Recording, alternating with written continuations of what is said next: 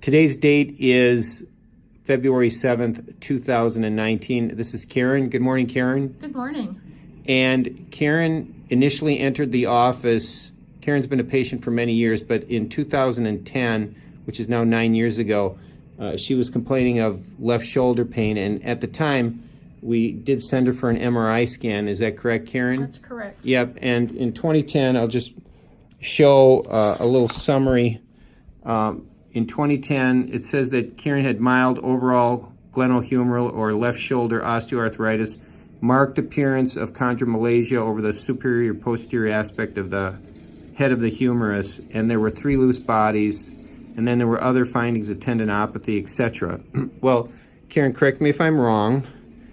The process of you caring for your disabled son continued, which involved lifting and carrying and moving and all those things, correct? Not only him, but a lot of, medical products to take care of him as well, and supplies. Yeah, so Michael is profoundly handicapped.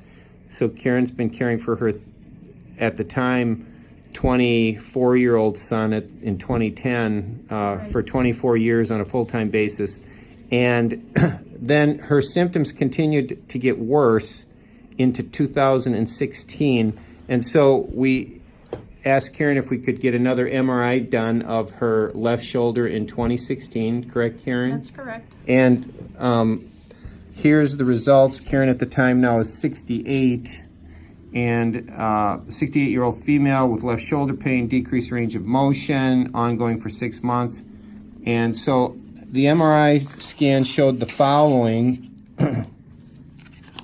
and this is lengthy.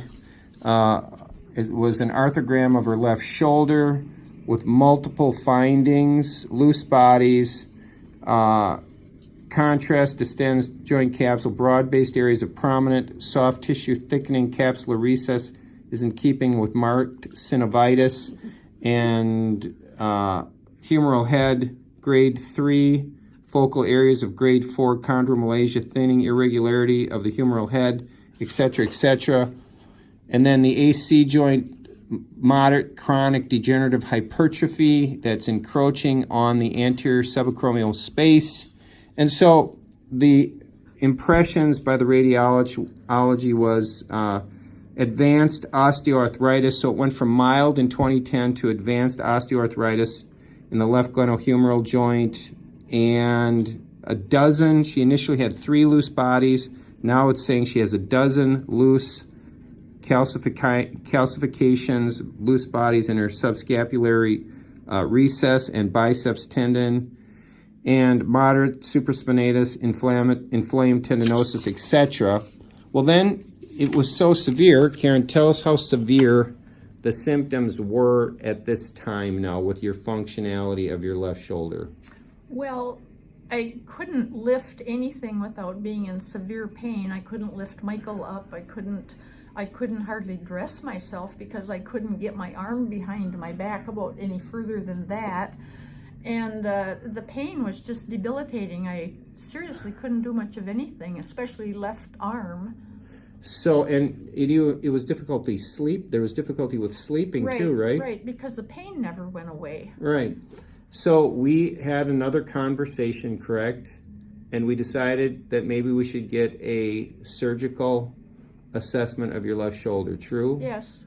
And do you want to just share what you recall of that visit at Mayo Clinic in Rochester? Well, it's a while ago now already.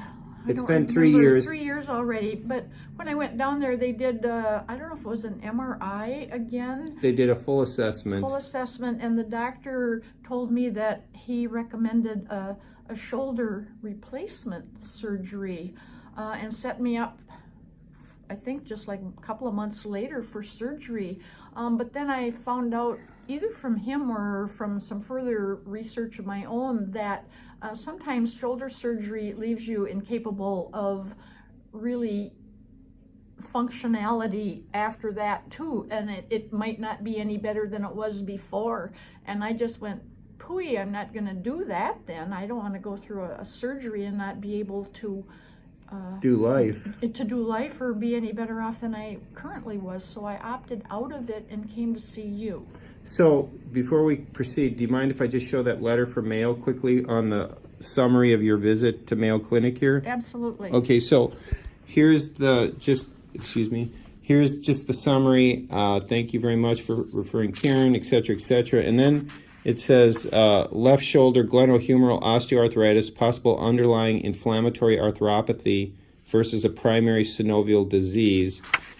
And then they go on to share the visit, and Karen and I were just reviewing this a minute ago, and here it says her x-rays and MRI show evidence of end-stage joint degeneration, and interestingly, she's had a lot of synovitis, i.e. inflammation of the joint, chondral loose bodies along the bicipital sheath, as well as inferior recess of the shoulder and the interval region. And then so his recommendation here says left shoulder glenohumeral osteoarthritis, underlying inflammatory, and he's then recommending surgery and, as Karen mentioned, arthroplasty, i.e. total joint replacement of the left shoulder. And as Karen said, there were so many